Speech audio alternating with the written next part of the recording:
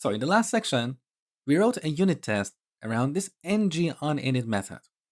However, this method is one of those cases that is better to be tested using integration tests. Why? Because this method is called automatically by Angular at the time this component is initialized. And this will happen only if we have this implement on init here. In other words, if I accidentally forget to add this here, we're not going to have any compile time errors here. So ngOnInit is just like a simple method in this class. Angular is not going to call this.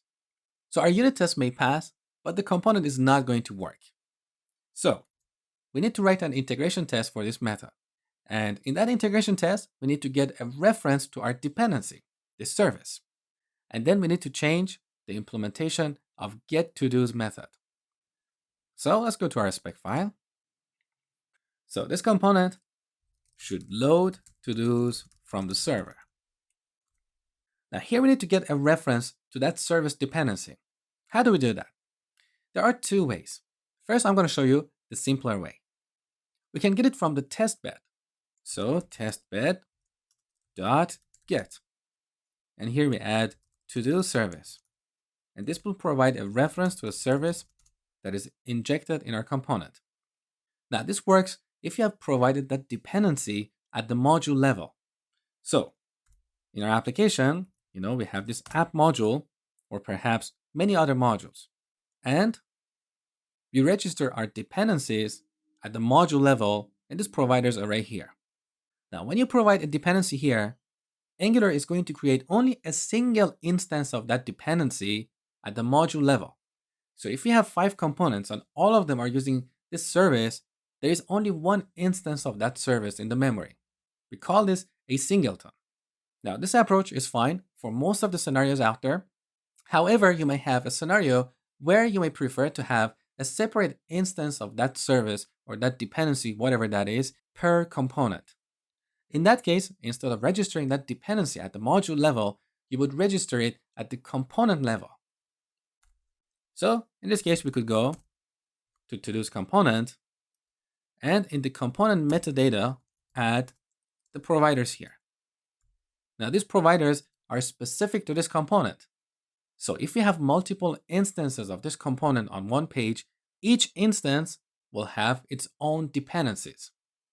Now, once again, for the most part, you don't really need to do this unless you have very strong reasons to do so.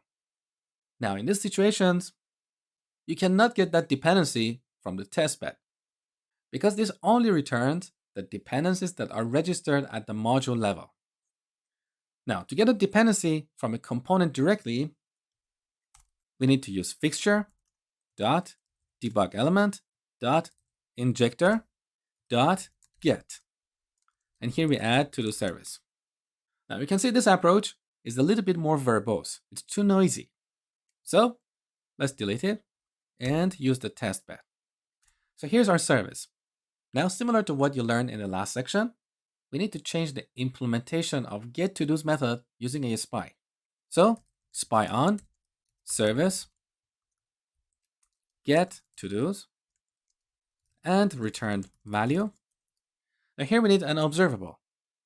I'm going to go on the top and import observable from rxjs, not rxjs/observable, because this is the lightweight observable, and I don't want to explicitly import all the operators we're going to use.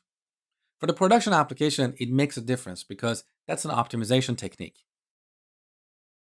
Now back to our test. We're going to create an observable from an array. And here we need to add the response that is returned from the server. Let's imagine that is an array of 3 items. Okay? Now let's do the assertion.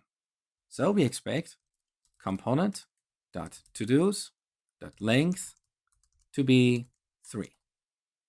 Now in the unit testing section, we wrote this test in a more specific way. So instead of checking the length, we checked that the exact same object returned from the server is set here. Let's save.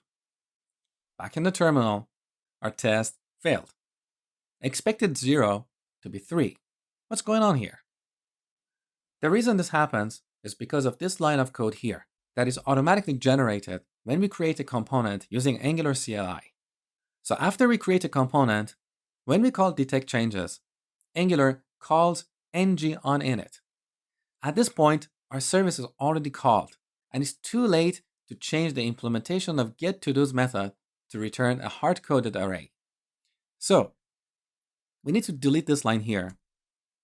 First, change the implementation of our service, and then call fixture.detectChanges. At this point, Angular calls ng-on-init and initializes the toDo's property. Save, and all our tests are passing. Beautiful.